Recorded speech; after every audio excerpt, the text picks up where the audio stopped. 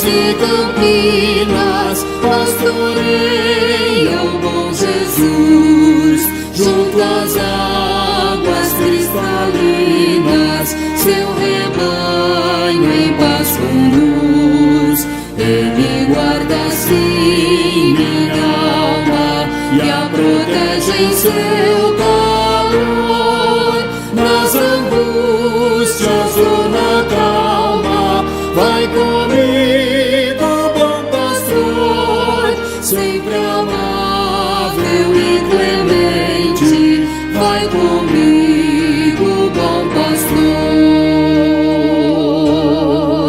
Não me afligem os perigos e não tremo a tentação. Ele sempre está comigo e sustém o seu cordão. Não me aflige nem a morte, cuja sombra em te enfrentar. Ele é meu amparo forte, em quem posso confiar, sempre amável e clemente. Vai comigo, bom pastor.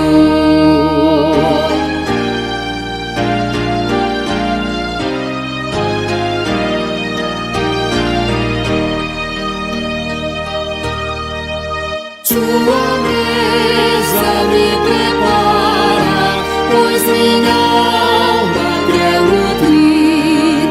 Minhas mágoas ele sara, com seu óleo vem ungir. Certamente que a bondade toda a vida fluirei, e no céu felicidade para sempre gozarei, sempre amável e clemente. Vai comigo, bom pastor. Muito boa noite, meus queridos irmãos da Igreja Presbiteriana Betânia em Corumbá. Muito boa noite, você que nos acompanha no nosso canal no YouTube, você que nos acompanha nas demais redes sociais, no Instagram, no Facebook. Nós louvamos a Deus por sua vida, agradecemos a Deus e a você por sua paciência, por sua audiência conosco. Nós queremos, sempre como fazemos nessa fase introdutória dos nossos vídeos, eu quero pedir a você, se você ainda não se inscreveu no nosso canal, por favor, te inscreve. Nós temos o alvo e a necessidade de chegar a 1000 inscritos no nosso canal para melhorar a nossa produção de conteúdo. Então, quanto mais você se inscreve, quanto mais você nos ajuda divulgando o nosso canal, manda para os teus amigos, manda para os teus familiares, né? Pede mesmo, como a gente está pedindo aqui, que o pessoal se inscreva no nosso canal. Não custa nada, você se inscreve no nosso canal, você deixa o like no nosso vídeo, ativa lá o sininho para você ser notificado da nossa produção de conteúdo. Isso vai facilitar o método que nós temos usado na nossa produção. Nós vamos poder usar outros aparelhos na confecção dos nossos vídeos. Então eu queria pedir encarecidamente a você, se você ainda não se inscreveu no nosso canal, por favor se inscreve. Se você ainda não curtiu nossa página no Facebook, por favor curte. Se você ainda não segue a nossa página no Instagram, segue lá nossa página no Instagram. Eu quero também aproveitar esse momento do vídeo e agradecer ao nosso Ministério de Comunicação, o seu empenho, a sua dedicação na produção do conteúdo do nosso canal no YouTube e de nossas páginas nas demais redes sociais. Então, sem mais delongas, eu também quero mais uma vez saudá-los com a graça e a paz do nosso Senhor Jesus Cristo, desejando que o Senhor derrame sobre a sua vida e sobre a sua família as suas copiosas bênçãos. Eu quero então, nesse instante, convidar você a abrir sua Bíblia, a Bíblia que você tem à sua disposição, no conhecido Salmo de número 23, livro dos Salmos, o Salmo de número 23. Neste salmo, a Escritura nos diz o seguinte: Salmo de Davi. O Senhor é o meu pastor, nada me faltará. Ele me faz repousar em pastos verdejantes, leva-me para junto das águas de descanso, refrigera minha alma, guia-me pelas veredas da justiça, por amor do seu nome. Ainda que eu ande pelo vale da sombra da morte, não temerei mal nenhum, porque tu estás comigo, o teu bordão e o teu cajado me consolam. Preparas-me uma mesa na presença dos meus adversários, unges-me a cabeça com óleo, o meu cálice transborda. Bondade e misericórdia certamente me seguirão todos os dias da minha vida, e habitarei na casa do Senhor para todo o sempre. Vamos orar ao Senhor. Senhor nosso Deus, mais uma vez nós nos prostramos ante a tua santa e bendita presença e te suplicamos que o Senhor, por sua misericórdia e graça, abra os nossos corações para que possamos receber a tua palavra, para que possamos aplicá-la em nossos corações, para que verdadeiramente, Senhor, nós possamos viver para a tua glória, tornando-nos praticantes das tuas verdades, para que sejamos reconhecidos como verdadeiros discípulos de Jesus Cristo. Senhor nosso Deus, livra-nos de falar de nosso próprio coração pecaminoso. Dá-me graça de ser fiel na exposição da tua palavra e de fielmente aplicá-la à minha vida e à vida dos nossos irmãos, de todos aqueles que ao Senhor aprover conceder acesso a esse estudo. Isso eu te peço, humilde e em nome de Jesus. Amém. Meus queridos irmãos, como eu falei lá no início, o Salmo 23 é um daqueles salmos bastante conhecidos. É daqueles salmos que as pessoas têm adesivos nos seus carros, pelo menos com a primeira frase do salmo. O Senhor é meu pastor e nada me faltará. As pessoas têm adesivos em suas casas com esta frase deste salmo. As pessoas utilizam esse salmo, essa frase, nos mais diversos contextos, de modo até que o sentido desta frase ele acaba esvaziado, porque até mesmo ímpios que sequer creem verdadeiramente em Jesus Cristo, eles utilizam esse salmo, utilizam essa frase como uma espécie de amuleto que lhes desse algum tipo de proteção. E eu quero, neste instante, levar você a pensar o que Davi quer nos ensinar ao compor este salmo. Qual a intenção do Espírito Santo em inspirar o seu servo Davi na composição deste salmo? Eu quero então convidar você a mergulhar comigo nestes 6 versículos tão preciosos, que talvez você até saiba de cor, mas eu quero que você venha analisar esses versículos comigo e que assim nós possamos ter uma nova visão deste salmo e também alimentar nossas almas mais uma vez deste salmo, considerando que, ao contrário do que tem gente dizendo por aí, de que a Bíblia não é a palavra de Deus, nós, pelo contrário, cremos e afirmamos que ela é a inspirada palavra de Deus, que ela aponta para o Senhor Jesus Cristo em todas as suas partes, que ela é inesgotável, como inesgotável é aquele que se revela nas páginas desta Escritura. Então, quero convidar você, vamos aprender do Senhor, conhecer ao Senhor por meio do Salmo 23. Primeiro eu quero mostrar a você a divisão do Salmo. Como como que esse salmo é dividido?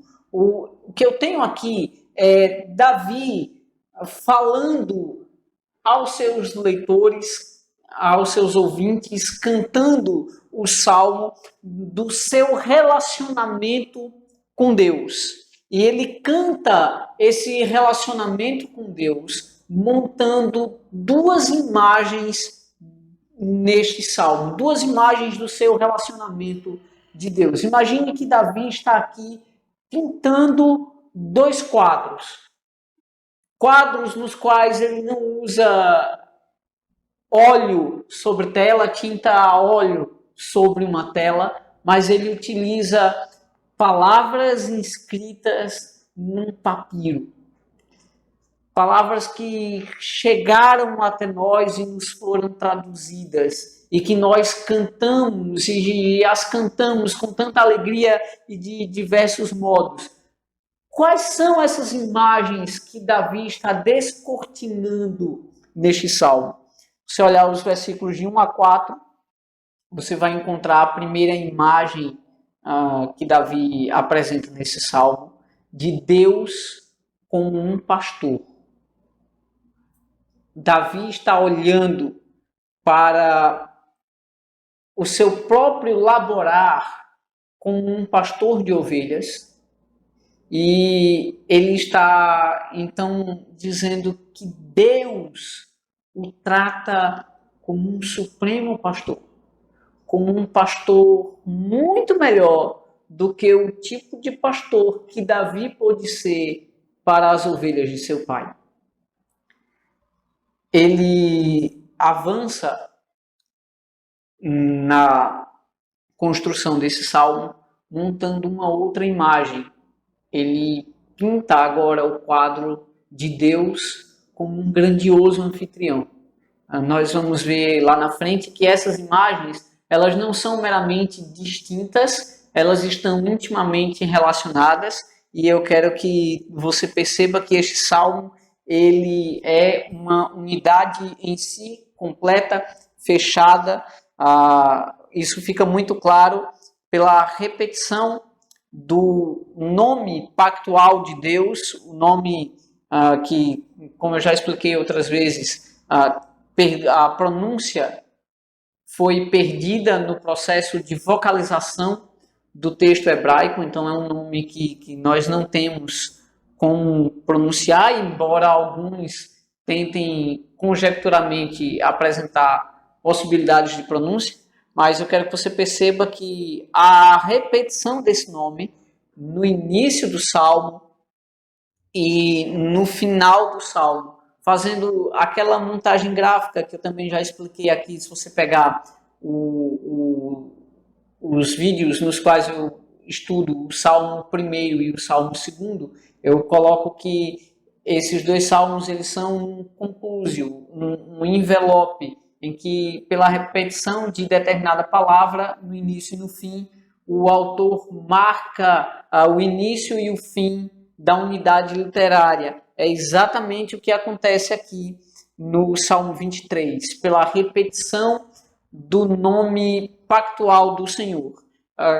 Como é que você vai perceber isso aí? Você vai olhar na sua Bíblia e você vai ver que tem a palavra Senhor grafada toda em caixa alta, com as letras todas em maiúsculas. E ele aparece assim, na primeira palavra do Salmo, o Senhor, e ela aparece no versículo 6, na última frase, e habitarei na casa do Senhor para todo sempre. Bem, ele está marcando o início e o fim deste salmo.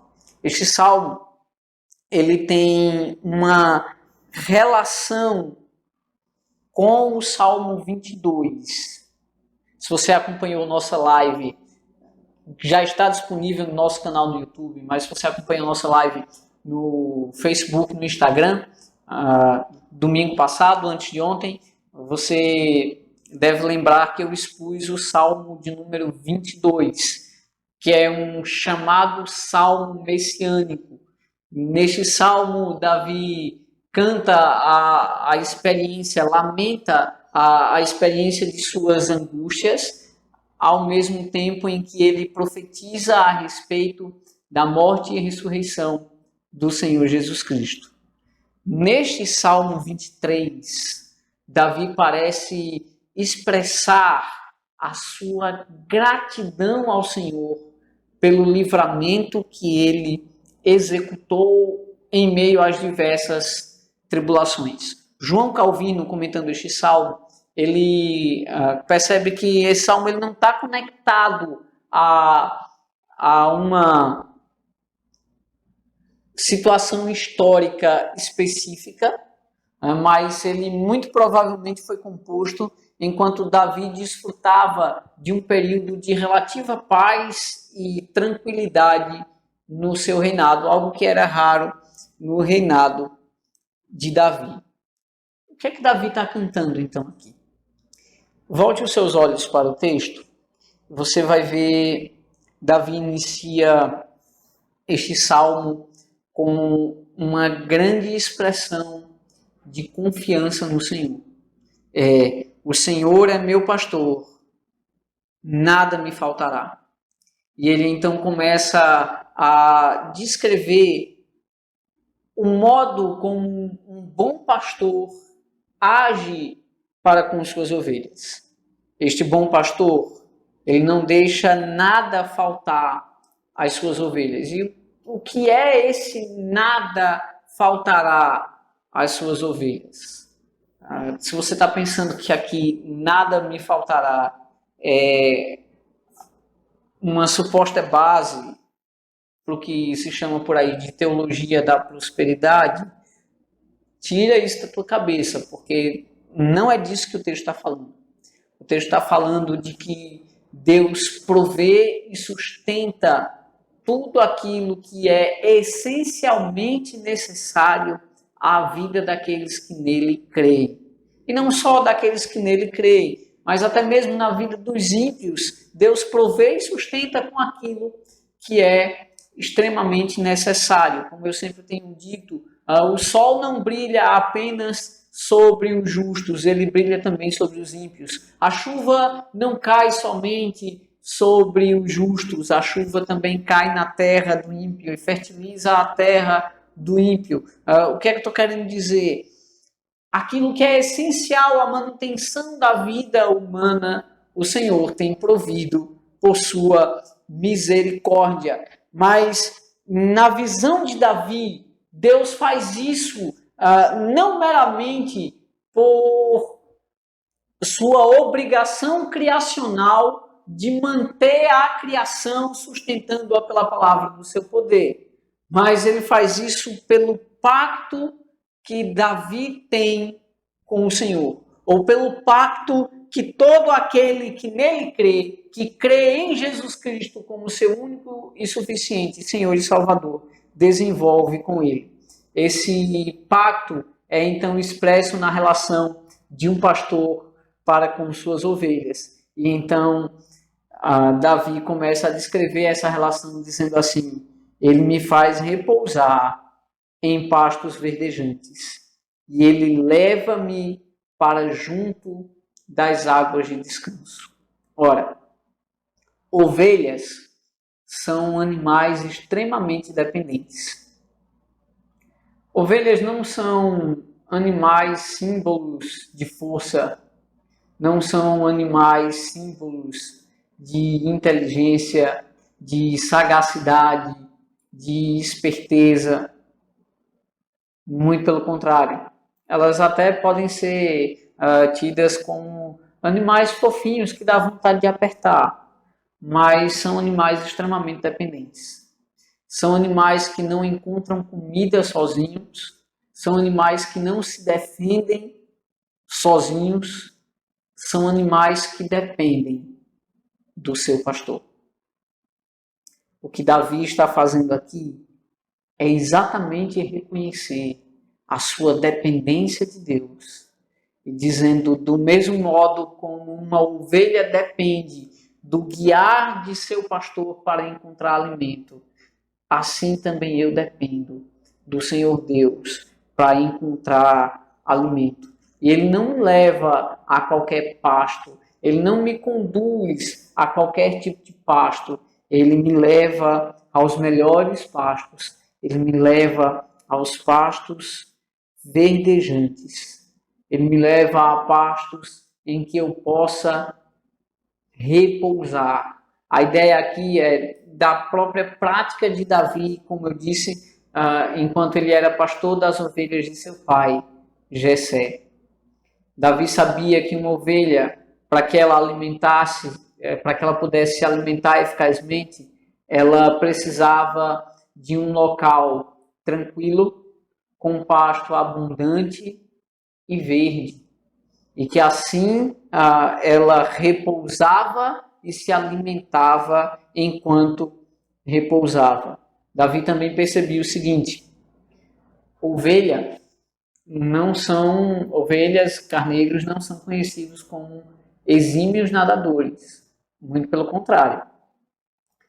Uma ovelha jamais poderia beber água junto a um rio de caudalosa correnteza. Isso era fatalmente perder algumas de suas ovelhas. Um outro ponto é o seguinte: a ovelha recoberta de lã, obviamente, se ela caísse na água, ela morreria afogada.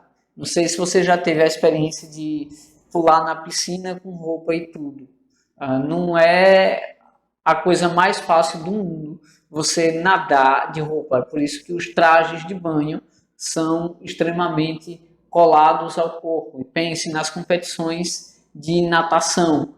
Os trajes utilizados pelos nadadores visam reduzir ao máximo possível o atrito do corpo com a água. Eles visam fazer com que o corpo deslize na água.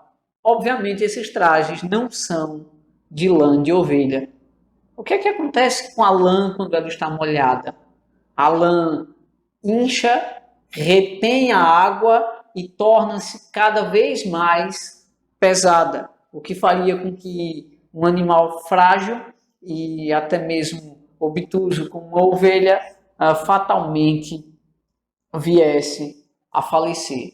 Então, no cuidado para com a vida das suas ovelhas, Davi sabia que ele não podia levá-las a um rio caudaloso, mas tinha que levá-las para águas tranquilas, para que elas pudessem descansar do caminho até encontrar essas águas. Mas note, Davi não fala que Deus supre meramente as suas básicas necessidades físicas, como o comer e o beber.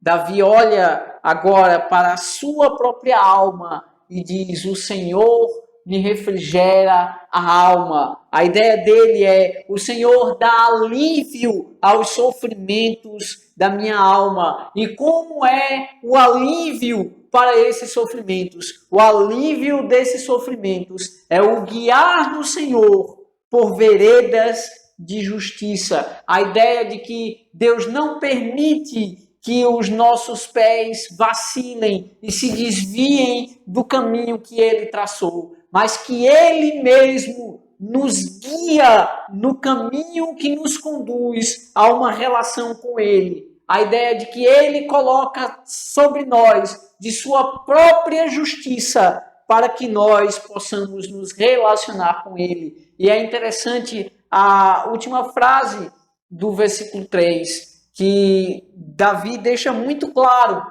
que Deus não faz isso meramente por amor a mim e a você. Com isso, eu não estou dizendo que Deus não nos ama, mas eu estou dizendo que a motivação principal de Deus para nos guiar não é meramente amor a nós, mas é amor à sua própria glória, é amor ao seu próprio caráter. Deus nos guia pelas veredas da justiça por amor de seu próprio nome. Nas palavras de um bom presbiteriano, Deus nos guia nas veredas da justiça para a sua própria glória. Como diz John Piper, Deus tem paixão, zelo, ciúme da sua glória. E então, por amor à sua glória, é que ele nos guia em caminhos nos quais nós o glorificamos com as nossas ações por meio da nossa fé. Lembrando que a todas as nossas ações, a nossa obediência, a nossa fé no Senhor, ela não vem de nossa própria capacidade de buscar o bem. Lembre-se, nós sequer tínhamos essa capacidade porque nós éramos escravos do pecado. Mas no momento em que Deus nos regenerou, em que Deus nos concedeu vida espiritual, no momento em que Ele mesmo nos levou a exercer nossa fé em Jesus Cristo, Ele nos capacita à sua obediência, Ele nos capacita a viver uma vida de santidade, uma vida que revele o seu próprio caráter, para que então vivamos para a sua própria glória. Essa fé de Davi no Senhor, ela é expressa agora de um modo sublime no versículo 4, quando ele contempla que, ainda que andasse pelo vale da sombra da morte, ele não temeria mal nenhum. A razão não era sua extrema coragem como ovelha. Ovelhas não são corajosas. Ovelhas não enfrentam os lobos destemidamente. Ovelhas são medrosas. Ovelhas fogem dispersas pelos caminhos, mas encontram segurança de mesmo atravessar os vales mais sombrios, porque elas encontram segurança no seu pastor. É isso que Davi então nos diz. Ainda que eu ande pelo vale da sombra da morte, não temerei mal nenhum, porque tu estás comigo. O teu bordão e o teu cajado me consolam. Note bem o ponto aqui agora. Davi está lembrando mais uma vez de sua experiência na condução dos rebanhos de Jessé, seu pai. E ele lembra que no buscar pastos verdejantes e águas tranquilas para as ovelhas de seu pai, ele precisava subir montanhas em busca de pastos e descer vales em busca de rios tranquilos, nos quais ele pudesse matar a sede de seu rebanho. Isso traz alguns problemas. Os vales eram locais propícios à emboscada. Por quê? Porque estando num vale, você tem duas altas montanhas de cada lado. Essa é a característica do vale, é o fosso entre duas grandes montanhas. E este era um local em que facilmente uma emboscada poderia ser montada, e isso acontecia várias vezes, em que mercenários matavam os pastores, tomavam o rebanho de assalto e o desperdiçava. Note bem, passando nesse vale extremamente perigoso, que Davi chama de o vale da sombra da morte. Davi não permite que sua alma se angustie, porque o seu pastor está com ele. As figuras que ele utiliza são maravilhosas, porque ele coloca que com o seu bordão e com o cajado o Senhor o consola. Qual que é a ideia do bordão e do cajado? O bordão seria a vara com a qual o pastor disciplinava as ovelhas que teimavam e não seguiam o caminho. Então, para que ele pudesse guiá-las e fazê-las seguir o caminho, quando havia alguma mais teimosa que tentava empacar e prejudicar o andamento do rebanho, ele dava uma pancadinha com a a vara e fazia com que a ovelha voltasse a seguir o caminho. Mas tem também a outra ponta do seu instrumento de trabalho, o cajado, uma ponta arredondada, com a qual ele levantava a ovelha que tropeçava no caminho. A ideia é que esta vara e este cajado trazem o consolo e o conforto de que seremos guiados até o fim deste caminho. Ora, por que é que Davi pinta este quadro tão rico de detalhes de um relacionamento entre um pastor e o seu rebanho de ovelhas? Davi, obviamente, está olhando para o seu relacionamento com Deus e dizendo: se eu fui capaz de tratar as minhas ovelhas desse modo, muito mais o Senhor trata as suas ovelhas de um modo ainda mais maravilhoso. E eu quero lembrar você que o próprio Jesus Cristo olha para si mesmo como esse pastor que guia eficazmente as suas ovelhas. Eu quero então que você lembre de Jesus Cristo dizendo: eu sou o bom pastor. Ninguém tira a minha vida. Eu espontaneamente a dou, e eu a dou em favor das minhas ovelhas. Quero que você lembre de Jesus dizendo que ele conhece as suas ovelhas, de que ele as chama pelo nome, de que elas ouvem a sua voz e elas o seguem. E eu quero que você lembre de Jesus dizendo que ninguém arrebata as suas ovelhas, as ovelhas que o Pai lhe deu, das suas mãos.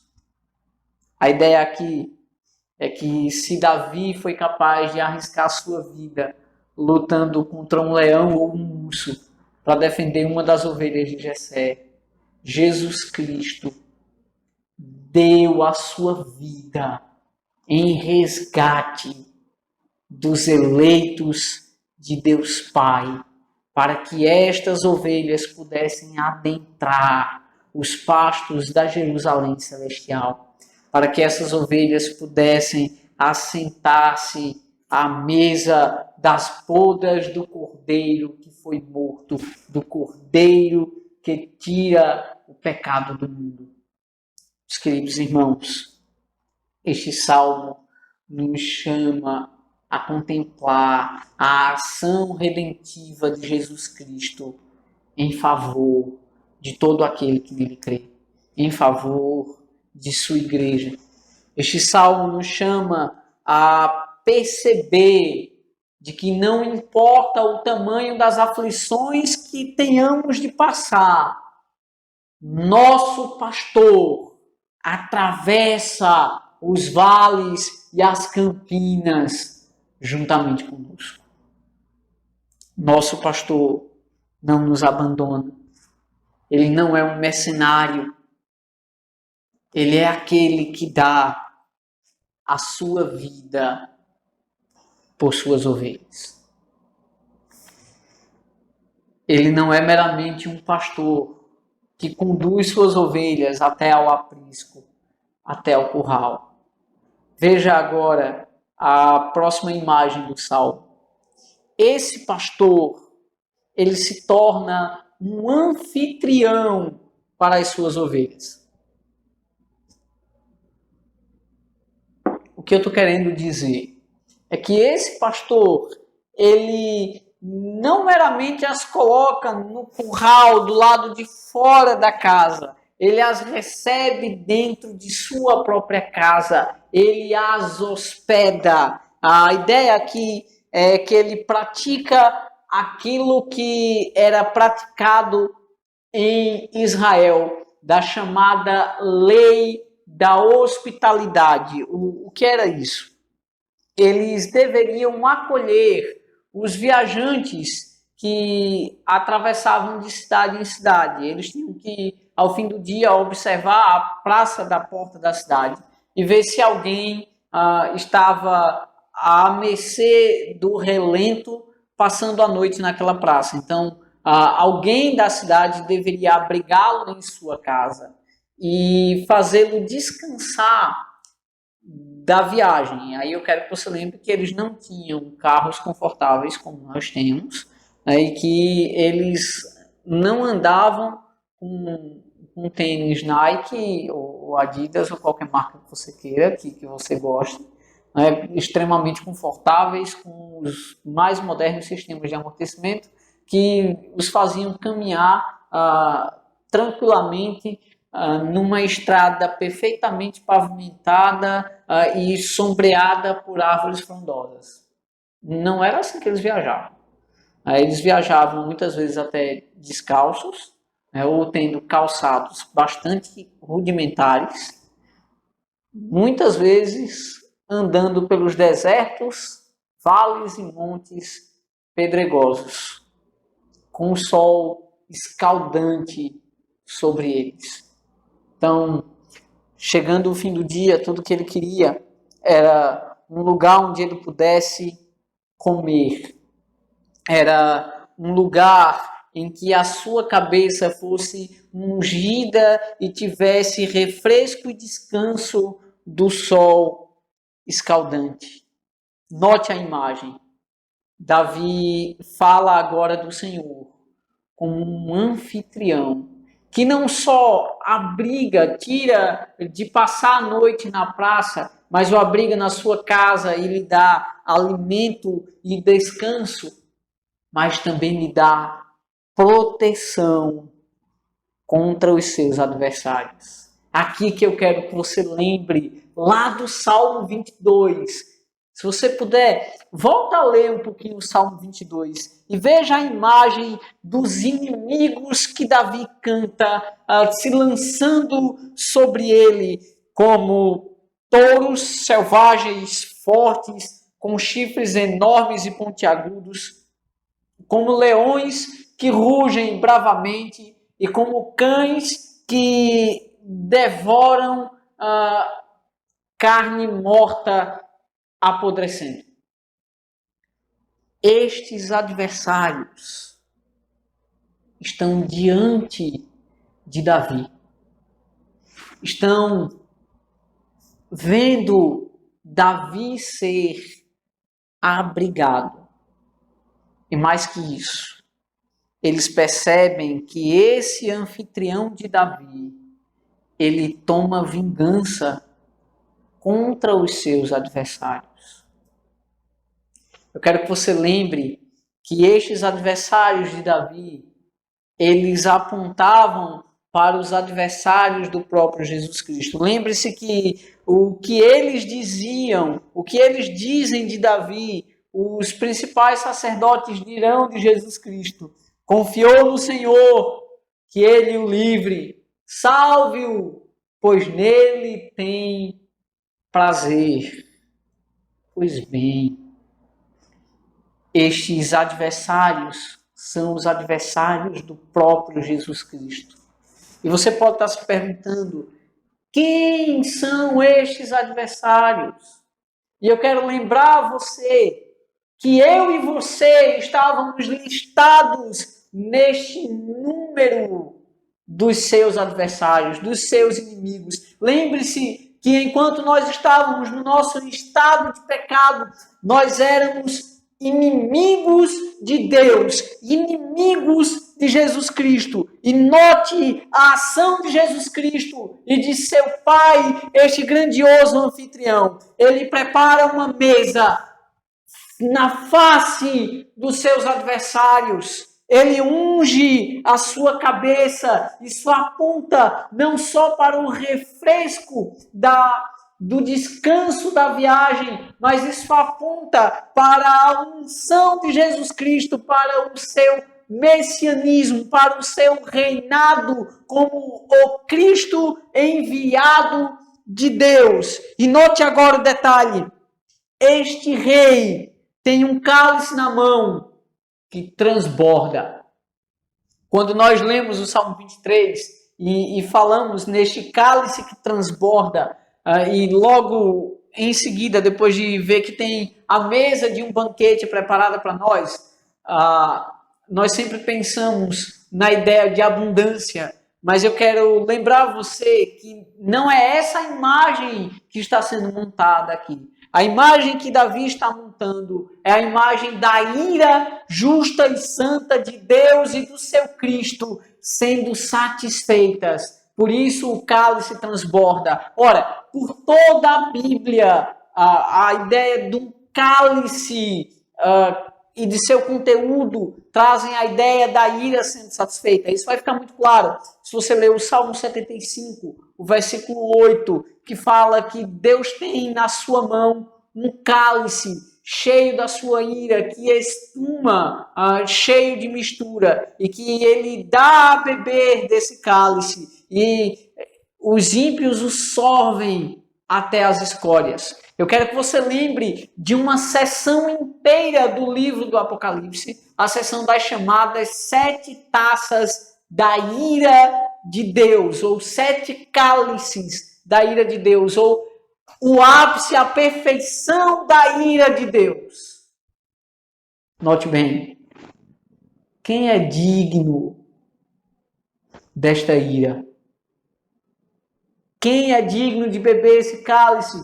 Quem que está sendo ameaçado com este cálice de ira? Eu e você. Eu e você que pecamos. Eu e você, herdeiros do pecado original de nossos pais, Adão e Eva. Eu e você que não cremos ou que não críamos em Jesus Cristo como nosso único e suficiente Senhor e Salvador. E todos aqueles que se encontrem nesse estado, no estado de morte espiritual, não tendo vida concedida mediante a fé em Jesus Cristo. Ora, nós estávamos entre eles, os inimigos de Deus. Jesus Cristo olhava para nós, tendo um cálice de ira nas mãos, a ponto de satisfazer. Mas o detalhe é que esse mesmo anfitrião e esse hospedado que era atacado pelos inimigos no salmo anterior, este hóspede que era atacado pelos inimigos no salmo anterior e agora está pronto a tomar vingança, ele vira a mesa que nos serviria este cálice de ira e ele mesmo bebe este cálice de ira em nosso lugar, de modo que nós encontramos não a morte como justa punição dos nossos pecados, mas nós podemos descansar na justiça de Cristo, que pagou o preço dos nossos pecados e que agora nos coloca numa grandiosa e íntima relação com Deus. Nós que sequer poderíamos comparecer perante Ele por conta dos nossos pecados, agora nós nos apresentamos em Sua santa presença pelo novo e vivo caminho estabelecido pelo sangue de Jesus Cristo derramado na cruz. Ele bebeu o cálice de ira que nos era destinado. Ele o sorveu em profunda agonia. Lembre-se que ele orou dizendo: Pai, se possível, passa de mim este cálice sem que eu beba. Contudo, seja feito não o que eu quero, e sim o que tu queres. E ele tomou o cálice de ira que nos era destinado. Ele tomou este cálice para nos dar a grandiosa segurança cantada no versículo 6 desse salmo. Além de abrigar, dando comida e descanso da viagem. A casa que abrigava um viajante, praticando a hospitalidade, tornando-se um anfitrião, ela agora obrigava-se com aquele viajante a protegê-lo até o fim da jornada. E como era que eles faziam isso? Eles destacavam 2 escravos do trabalho da casa e os mandava acompanhando o viajante até o fim de sua jornada. É exatamente o que Jesus Cristo faz conosco. Ele separa 2 de seus escravos, bondade e misericórdia. E esta bondade e esta misericórdia certamente nos seguirão todos os dias da nossa vida, até que cheguemos ao fim de nossa jornada em direção a Jerusalém Celestial, em direção ao tabernáculo de Deus, em direção ao habitar nas moradas do Altíssimo, ao morar na casa do Senhor por toda a eternidade. Nós temos a garantia, não de nós mesmos.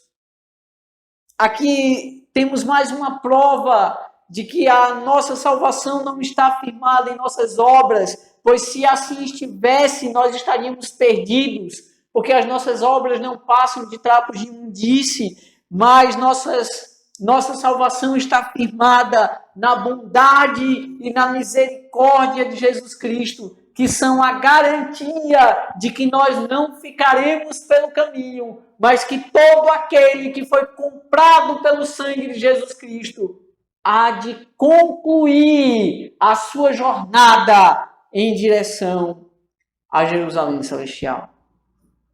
Ao mesmo tempo, Jesus Cristo é este grande anfitrião.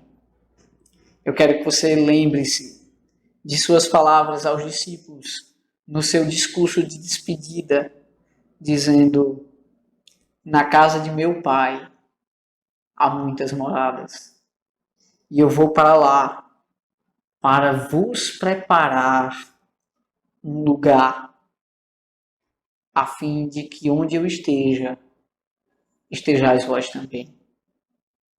Jesus Cristo, como um grande anfitrião, prepara e está preparando a casa do Pai para receber no último dia todo aquele que nele crê, para que habitemos eternamente na sua presença, para que desfrutemos das bodas do Cordeiro, para que estejamos neste grandioso banquete em que nos satisfaremos na nossa salvação e no contemplar a face graciosa de Jesus Cristo e nos satisfaremos na revelação de sua ira justa e santa, na punição dos ímpios sendo lançados no fogo do inferno.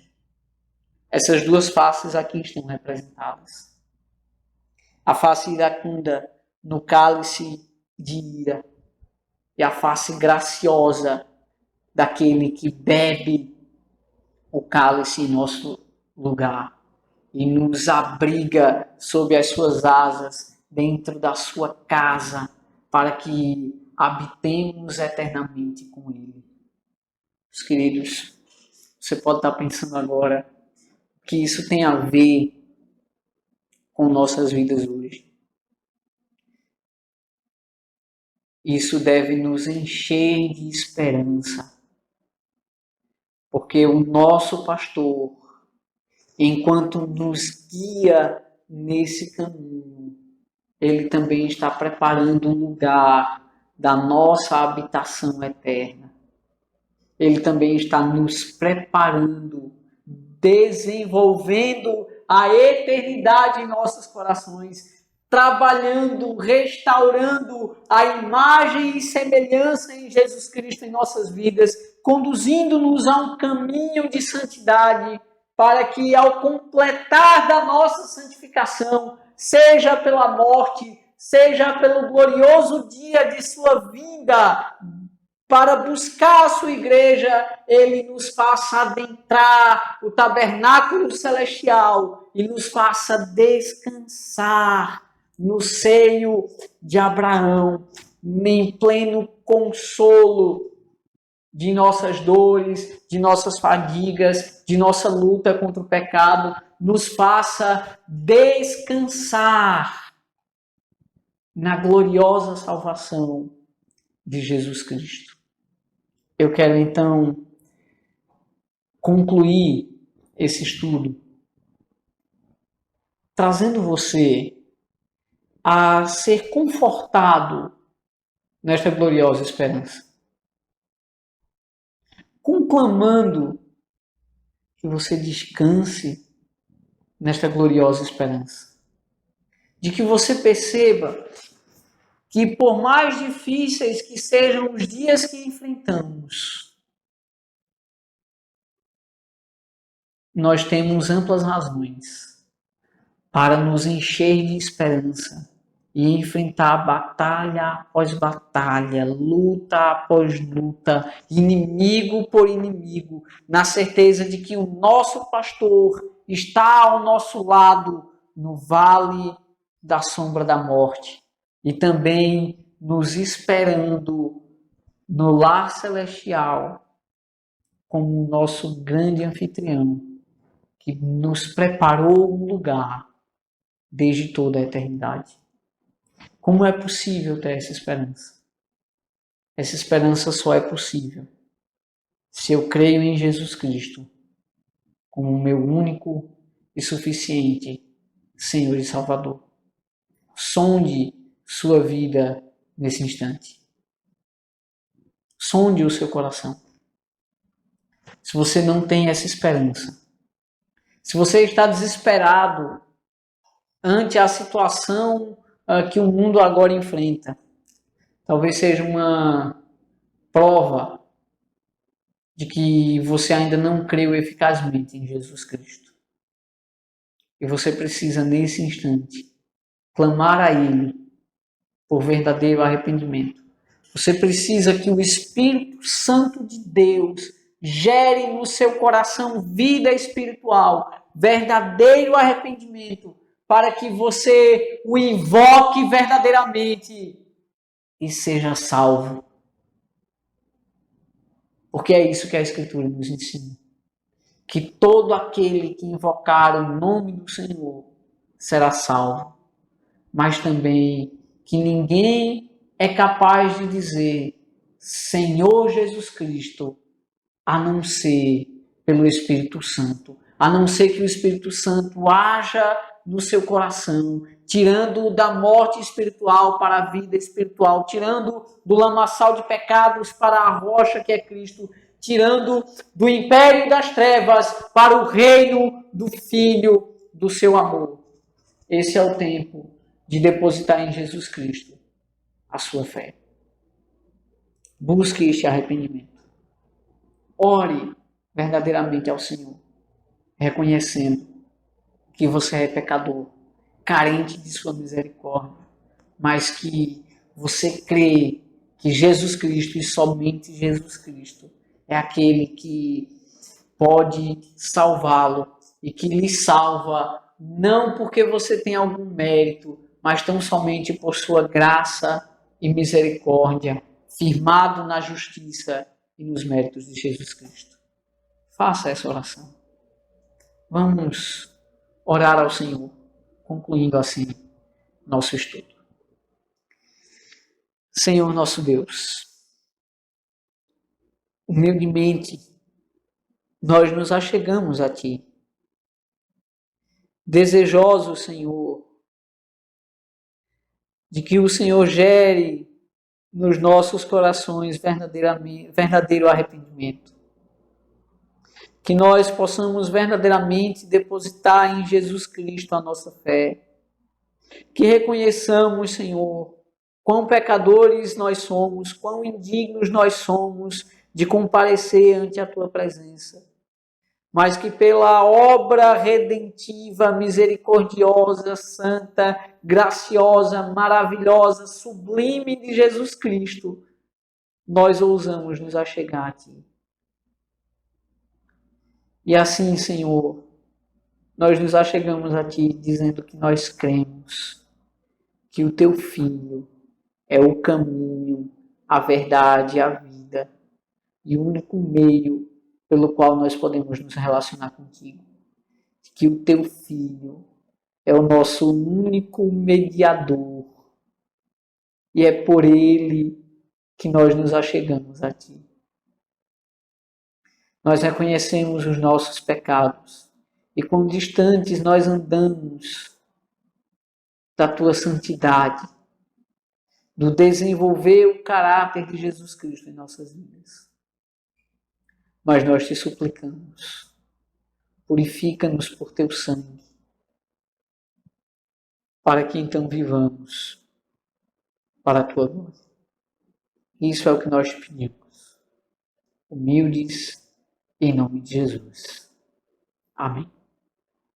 Meus queridos, nós chegamos ao final de mais um vídeo, de mais um estudo bíblico no livro dos Salmos. Desta vez nós estudamos o Salmo de número 23. Quero mais uma vez agradecer a você que nos acompanha. Mais uma vez, estar com você, nós precisamos chegar lá nos 1000 inscritos no nosso canal no YouTube. Então, por favor, se você ainda não se inscreveu, se inscreve, deixa o teu like e ativa também o sininho para que você seja notificado da nossa produção de conteúdo. Também curte a nossa página no Facebook e segue nossa página no Instagram. E por fim, eu quero conclamar você, crente em Jesus Cristo, que ore verdadeiramente ao Senhor e busque ao Senhor, para que o Senhor faça cessar esse juízo que tem se abatido sobre nós. E tão logo Ele nos conduza a voltarmos às nossas atividades como igreja. Ore para que esse retorno seja algo fácil e natural. Ore para que o nosso Estado não se aproveite dessa situação e não tente calar a voz profética da igreja, que a qualquer momento pode voltar-se contra ele, seja um Estado de linha esquerdista, socialista, seja um Estado de linha de direita, neoliberal, o que for. O Estado precisa da voz profética da igreja calada para fazer o que ele bem entende com as nossas liberdades. Então, ore para que o nosso direito religioso de culto não seja cassado.